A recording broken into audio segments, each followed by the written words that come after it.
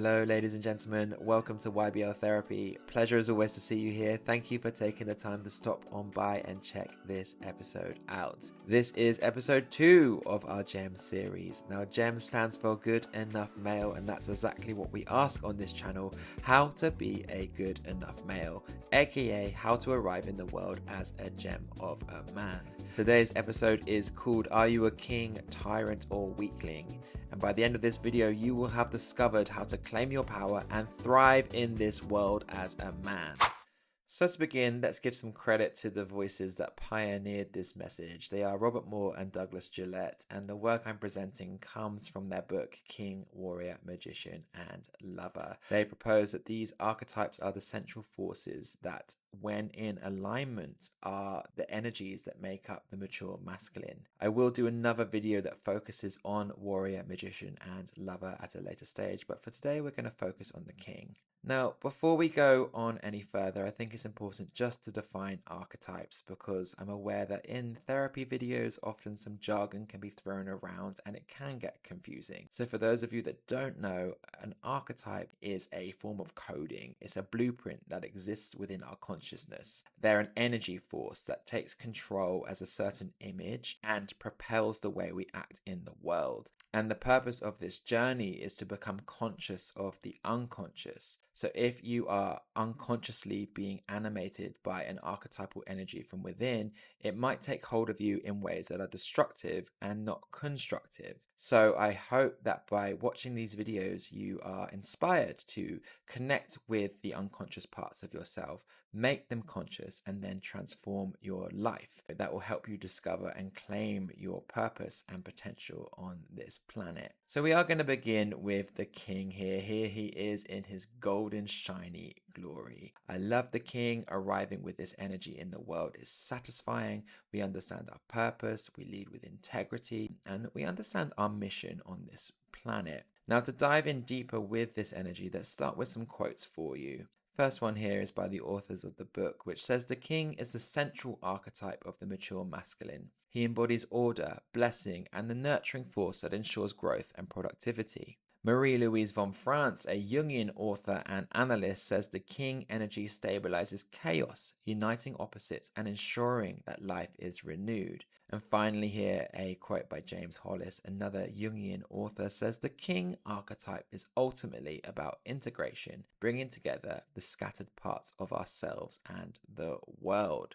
Now, as you can see, the King is an amazing archetype to begin with because he is the central fugal force that unites every other aspect of our soul. He is the leader of the realm. He hears the opinions, the wisdom, the guidance of those other voices that arise within us, but ultimately gets to make the right decision. And when integrated, when healed, and when aware, and when operating with consciousness, he takes pride in his work. He leads with compassion, but also knows how to make those decisions that are difficult for self. When we understand this energy and we take pride in how we show up, we can extend that love and nurturing to those that we love, and arriving in the world with a sense of purpose, striving for the best versions of ourselves. The King is somebody whose power has been given to them. There is an awareness of the responsibility. However, of course, there are examples of the King energy that doesn't arrive with such values, and that is, of course, the Shadow King. Here he is, all menacing, powerful, yes, but destructive, and I wouldn't say constructive. The energy here reminds me a lot of Hades, and according to Moore and Gillette, the Shadow King can arrive in two forms, that is the Tyrant King or the Weakling King.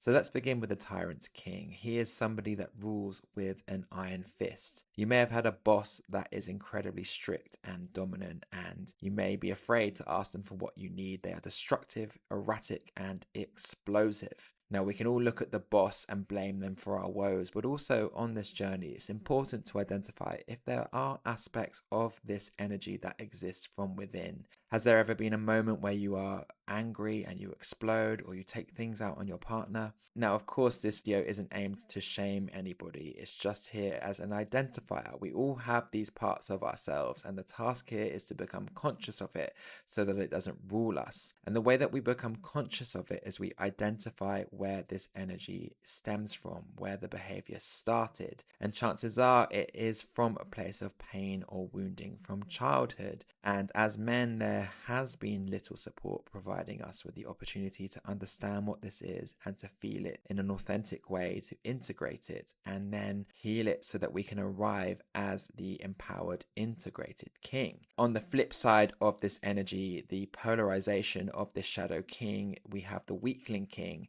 This is an energy of somebody that's afraid to be in the world, afraid to show up, afraid to step into their truest potential. And again, this can come from being hurt, being bullied, things happening that have reduced your sense of self and purpose and created shame about arriving in your light. So identifying all of this can help on the path of healing and stepping into your magnificent glory of this integrated king.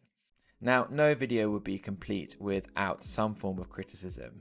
Moore and Gillette have been criticized for their work. People have claimed that although it's steeped in Jungian psychology, the work is too rigid and focused too much on traditional masculine values. These may alienate or not align with people that resonate with these theories. And whilst I understand that there could be some flexibility around this, I personally have found that the blueprint, the framework, has been incredibly healing for me to understand aspects of myself.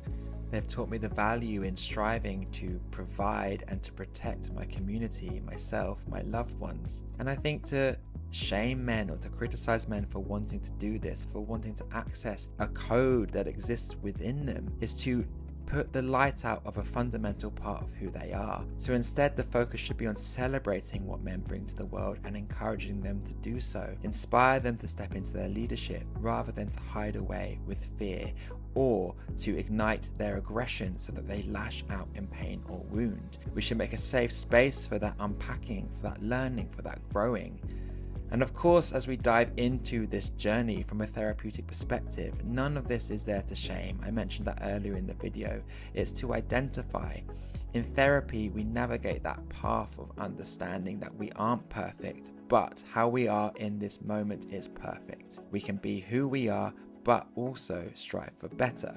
So if watching this, you have identified some parts in yourself that you'd love to work on in a safe environment, why not sign up to some therapy sessions with me? I work with men on this journey. They always report that it's incredibly valuable to them and changes their life. I witness amazing growth, and it's such a pleasure to do this work. So if you would like to connect with me, please do visit my website. You'll find all the details in the description box below this video. Thanks so much for watching, guys. If you've liked this content, please do hit that like button, subscribe to this channel, and I look forward to connecting with you in the future. All the best, and bye for now.